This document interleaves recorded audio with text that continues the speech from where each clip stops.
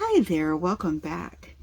Today I have this concern in my heart, as always, for the victims of narcissistic relationships.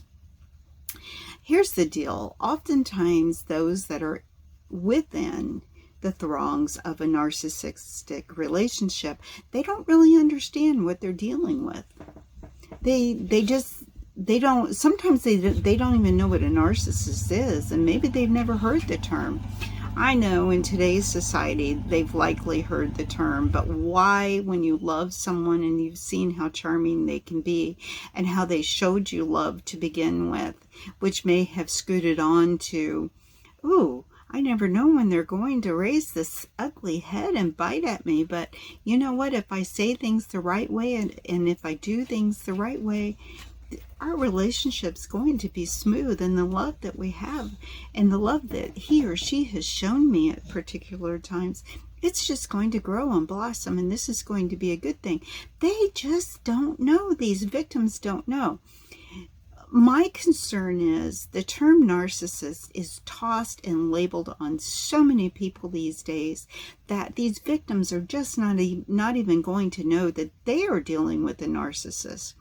And they look at the well-known or popular people, I should say, that are labeled as narcissists, and the victims they'll say, my spouse, my brother, my sister, my mother, my father, they're nothing like this person. So, boyfriend, girlfriend, they're nothing like this person. So why in the world would I even begin to think that they are a narcissist? They can't be a narcissist. I mean, they don't have any of these outright in the public symptoms of the narcissistic disorder, NPD, narcissistic personality disorder, and yes, it is a thing. So let's just think of the victim, and let's consider, before we throw someone out there, label them in the public. And oftentimes this happens in the comments in social media. It happens in YouTube videos. It happens, you see it on news channels where people label this person as a narcissist. And every narcissist that I have ever known, and I'm not saying that they're all this way, but in my 62 years of experience, those that are key narcissists, their behavior happens behind closed doors. It's rather secretive. They're charming in public.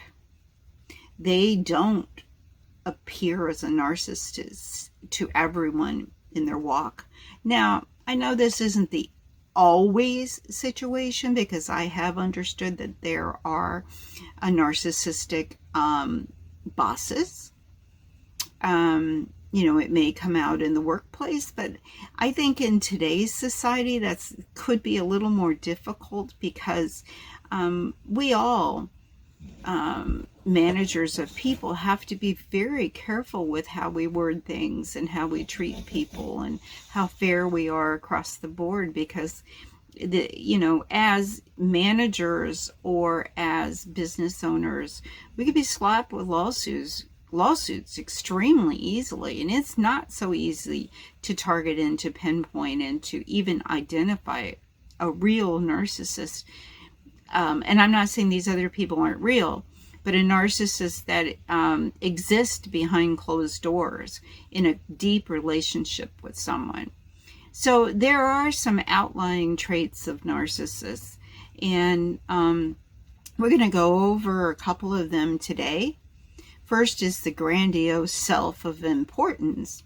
And, even I looked back with a narcissist that I lived with for 20 years and dealt with, and kept thinking our relationship was going to go back to that beautiful persona that I realize now he had actually created, but I fell in love with, of our love relationship.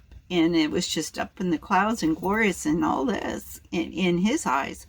But here's the thing. I looked at this grandiose self of sense of self-importance. And I thought, now wait a minute, he's not grandiose. No, he's not that way at all. And then I began to think about, well, yes, he is. And yes, he was. He did believe that he was better than anyone else. And that's what often happens. So we need to look at the terminology involving grandiose. It isn't just someone that's that appears boisterous, or someone in the public that appears boisterous or likes to talk about themselves, or they brag on themselves, or they cut you off in mid-sentence and they don't want to hear what you have to say. Yeah, that person may have a narcissistic tendency, but it doesn't mean that they are absolutely an abusive, controlling narcissist.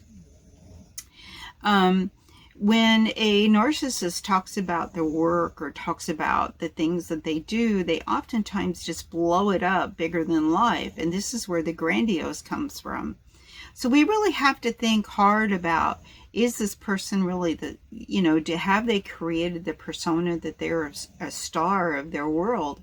And sometimes we have to dig deep and see the areas where, do they think that they're, if you're doing a movie at home with your children, are they mad at you when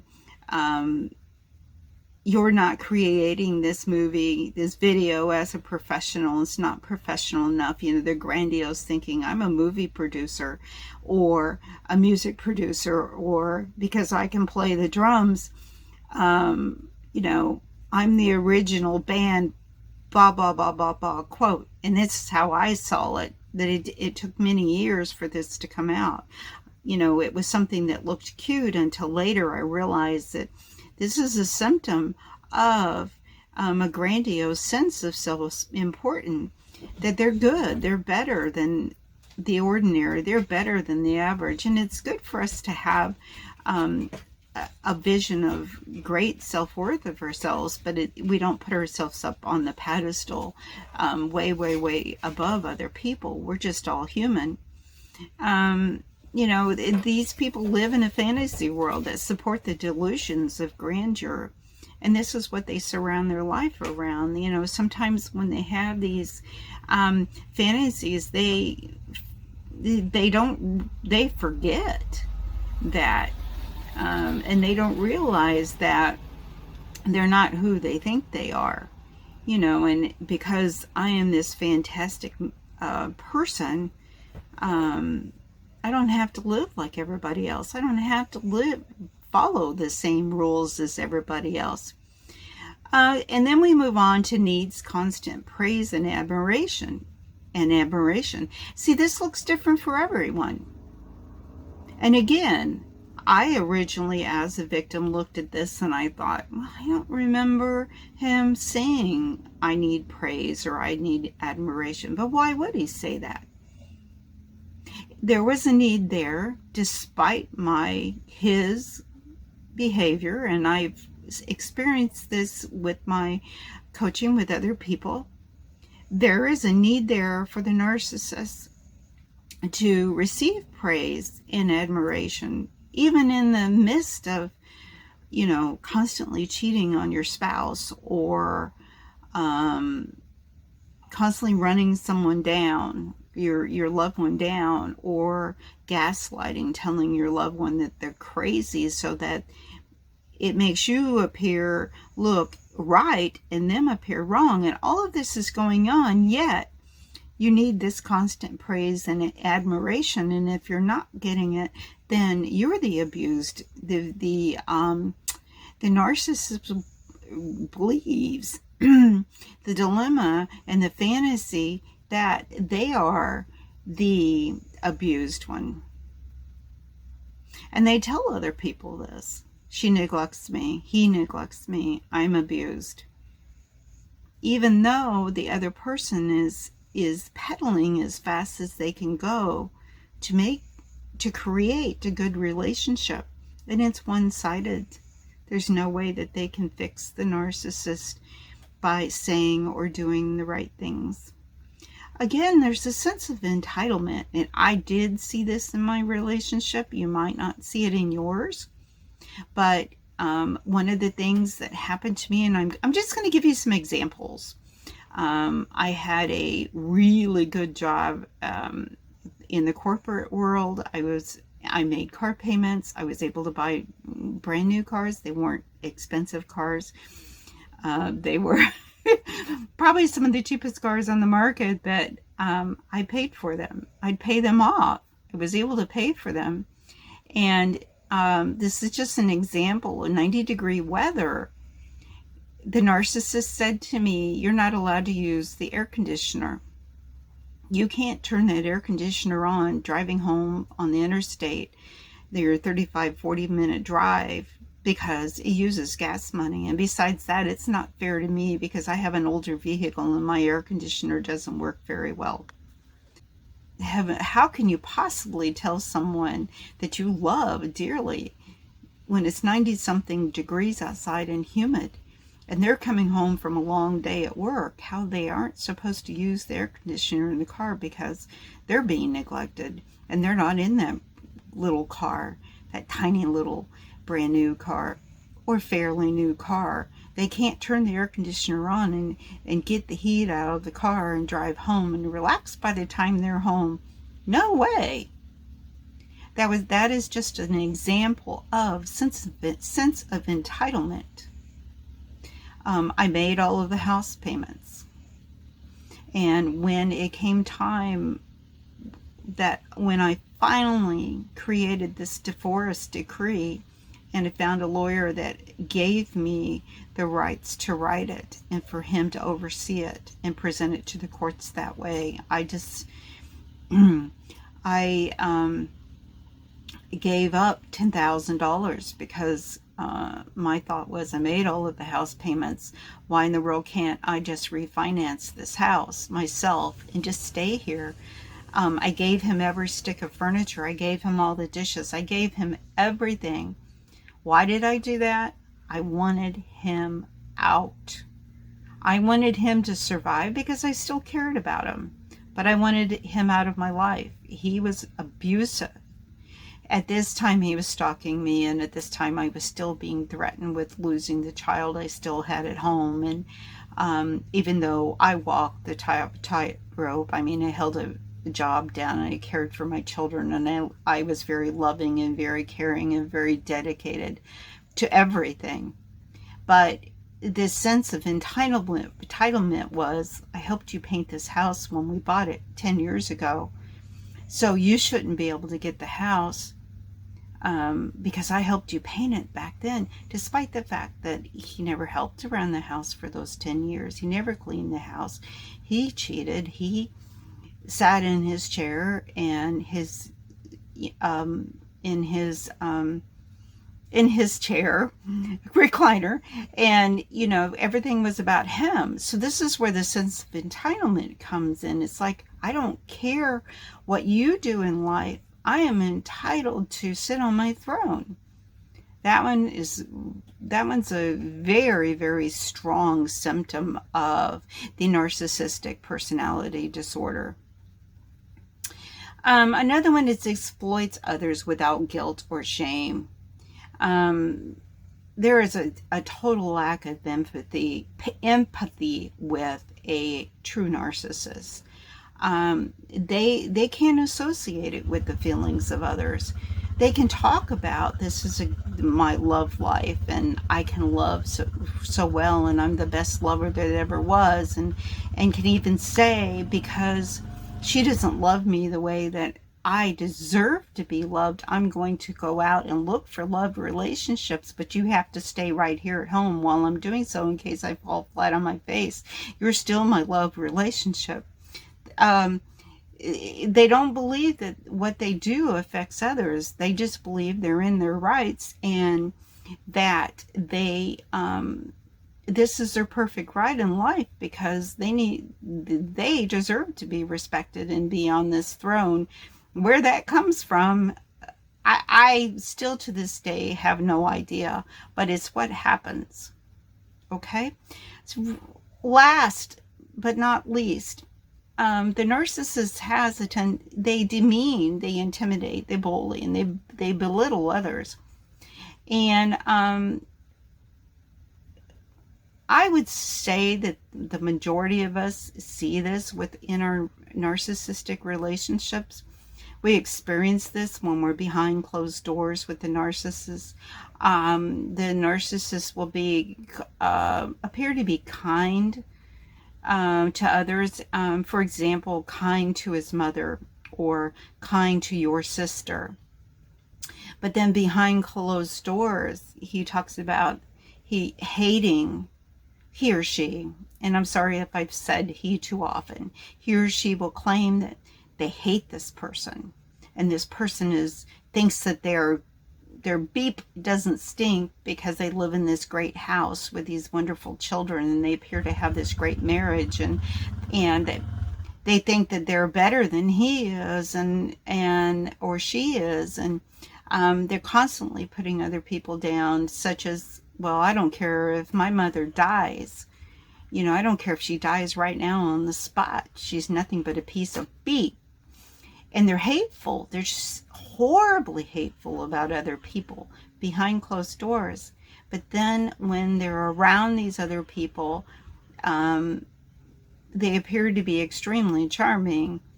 Sometimes, they come across as just a little bit lukewarm.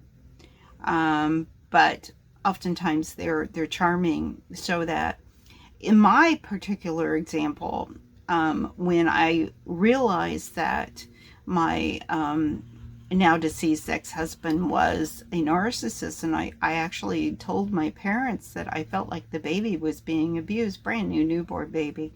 I went into things really too fast. That's a whole nother story. And my parents said, oh no, this is a good man. You've got to stick with this. There's no way you can stop this early on like this. You have to stick with this. This is your choice, and you have to stick with the relationship. And I thought, wow, maybe this really is me. And so, I didn't have that support. So again, today, there's a couple things I urge you. First of all, is when someone tells you that they believe they're in a relationship with a narcissist, it's your decision to think that this person is either making this up, or it's their imagination or whatever.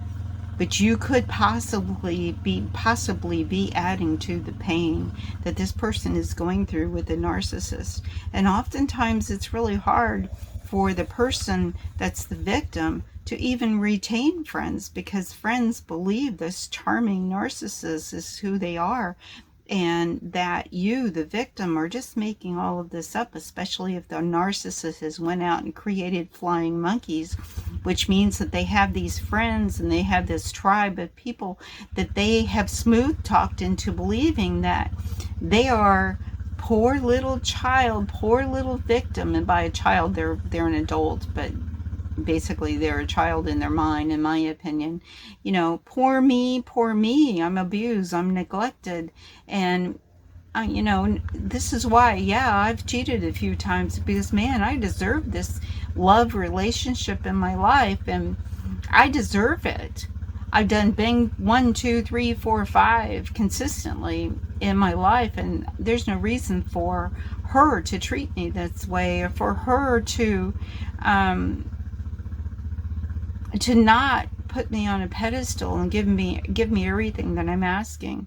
And what they're asking for, they could just have if they didn't have these narcissistic qualities. But after so many years, I think I think the victims, it takes a long time sometimes, unfortunately, but the victims get to the point where they're almost sickened to give the narcissist what it is they feel that that they deserve. Long story short. So, try to believe this person. And if you don't, let them form relationships with other people, so that this person isn't always stuck in the midst of living with the narcissist, or being in the relationship with the narcissist. The other thing is, be very, very careful who you label with the term narcissist, because, as I said before, these victims, sometimes they often don't even understand what they're dealing with.